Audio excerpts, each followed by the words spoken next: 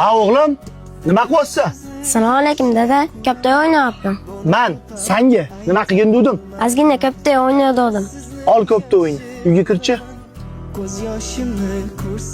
Ha, keldingmi o'g'lim? Keldim dada. Koptoyni menga ber. Mamig'ish, bir yoq qo'lingni ko'tar. Mana mami kitob. Ikkinchi qo'lingni. Ikkilovini ko'tarib turchi.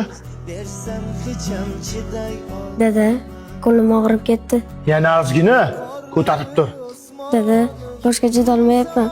Ha o'g'lim, qo'lingdagi ikkalovida qaysi biri og'ir ekan? G'ish og'ir ekan. O'g'lim, kelajakda mana shunaqa og'ir ishlarni ko'targin kelayotgan bo'lsa, nimaga yetganimni qilib kitob o'qimayapsan? Men ham yosh bo'lganman. O'yin qiziq, lekin bilimni vaqtida olish kerak. Bu yoqqa kel o'g'lim. Otalar hech qachon farzandiga yomonlikni ravo ko'rmaydi.